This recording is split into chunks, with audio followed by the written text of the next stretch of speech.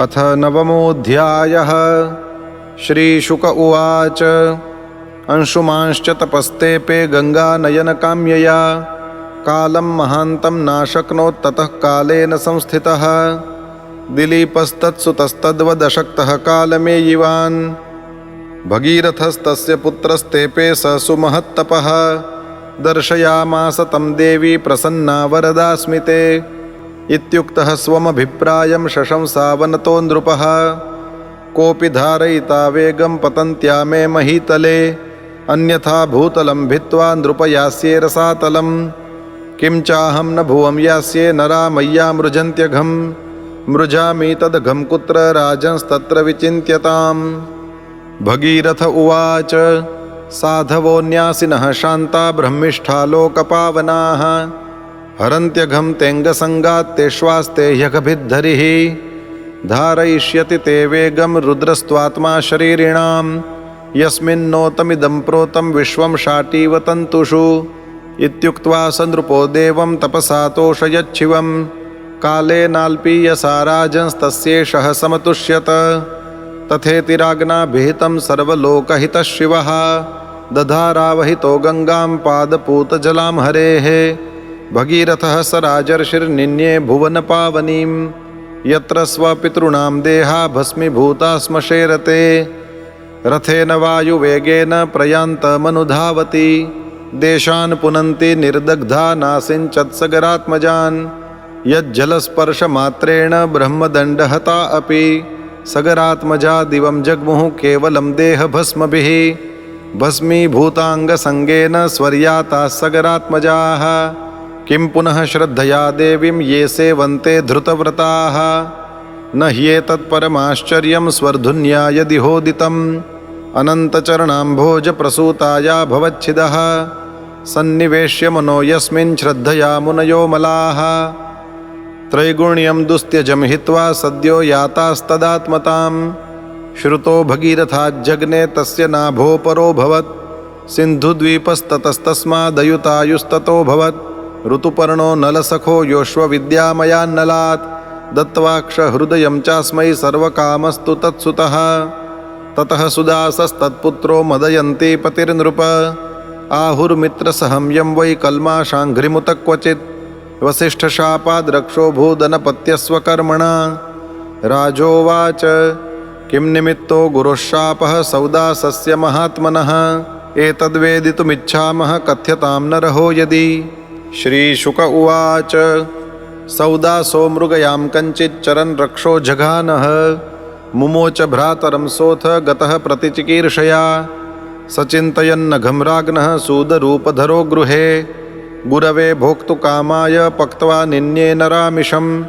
परिवेक्ष्यमाणं भगवान् विलोक्या भक्ष्यमञ्जसा राजा नमशपत्क्रुद्धो रक्षो ह्येवं भविष्यसि रक्षः कृतं तद्विदित्वा चक्रे 12 वार्षिकं सोऽप्यपोञ्जलिनादाय गुरुं शप्तुं समुद्यतः वारितो मदयन्त्यापो रुषतिः पादयोर्जहौ दिशः खमवनिं सर्वं पश्यन् जीवमयं नृपः राक्षसं भावमापन्नः पादे कल्माशतां गतः व्यवायकाले ददृशे वनौको दम्पती द्विजौ क्षुधार्तो जगृहे विप्रं तत्पत्न्याः कृतार्थवत् न भवान् राक्षसः साक्षादिक्ष्वाकूणां महारथः मदयन्त्याः पतिर्वीर नाधर्मं कर्तुमर्हसि देहि मे पत्यकामाया अकृतार्थं पतिं द्विजं देहोऽयं मानुषो राजन् पुरुषस्याखिलार्थदः तस्मादस्य वधो वीर सर्वार्थवध उच्यते एष हि ब्राह्मणो विद्वांस्तपःशीलगुणान्वितः आरिराधैषुर्ब्रह्म महापुरुषसंज्ञितं सर्वभूतात्मभावेन भूतेष्वन्तर्हितं गुणैः सोऽयं ब्रह्मर्षिवर्यस्ते राजर्षिप्रवराद्विभो कथमर्हति धर्मग्न वधं पितुरिवात्मजः तस्य साधोरपापस्य भ्रूणस्य ब्रह्मवादिनः कथं वधं यथा बभ्रोर्मन्यते सन्मतो भवान् यद्ययं क्रियते भक्षस्तर्हि मां खाद पूर्वतः न जीविष्ये विना येन क्षणं च मृतकं यथा एवं करुणभाषिण्या विलपन्त्या अनाथवत् व्याघ्रः पशुमिवाखादत् सौदासशापमोहितः ब्राह्मणी वीक्ष्य दिधिषुं पुरुषादेन भक्षितं शोचन्त्यात्मानमुर्विषमशपत्कुपिता सती यस्मान् मे भक्षितः पापकामार्तायाः पतिस्त्वया तवापि मृत्युराधानादकृतप्रज्ञदर्शितः एवं मित्रसहं शप्त्वा पतिलोकपरायणा तदस्थीनि समिद्धिग्नौ प्रास्य भर्तुर्गतिं गता विशापोद्वादशाब्दान्ते मैथुनाय समुद्यतः विघ्नाय ब्राह्मणी शापं महिष्यास निवारितः तत ऊर्ध्वं स तत्याज स्त्रीसुखं कर्मणा प्रजाः वसिष्ठस्तदनुज्ञातो मदयन्त्यां प्रजामधात् सा वै सप्तसमागर्भमबिभ्रन्न व्यजायत जघ्नेश्मनोदरं तस्याः सोष्मकस्तेन कथ्यते अश्मकान्मूलको जग्ने यस्त्रीभिः परिरक्षितः नारी कवच इत्युक्तो निक्षत्रे मूलकोऽभवत् ततो दशरथस्तस्मात् पुत्र ऐडविडस्ततः राजा विश्वसहो यस्य खट्वाङ्गश्चक्रवर्त्यभूत् यो देवैरर्थितो दैत्यानवधीद्युधिदुर्जयः मुहूर्तमायुर्ज्ञात्वैत्य स्वपुरं सन्दधे मनः न मे ब्रह्मकुलात् प्राणाः कुलदैवान्न चात्मजाः न श्रियो न महीराज्यं न दाराश्चातिवल्लभाः न बाल्येऽपि मतिर्मह्यमधर्मे रमते क्वचित् नापश्यमुत्तमश्लोकादन्यत् किञ्चन वस्त्वहम् देवैः कामवरो दत्तो मह्यं त्रिभुवनेश्वरैः न वृणेतमहं कामं भूतभावनभावनः ये विक्षिप्तेन्द्रियधियो देवास्ते स्वहृदि स्थितं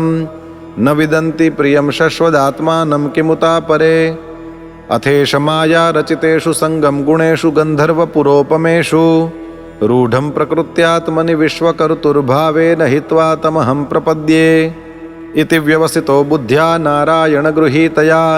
हित्वान्यभावमज्ञानं ततः स्वं भावमाश्रितः यत्तद्ब्रह्म परं सूक्ष्ममशून्यं शून्यकल्पितं भगवान् वासुदेवेति यं गृह्णन्ति हि सात्वताः इति श्रीमद्भागवते महापुराणे पारमहंस्यां संहितायां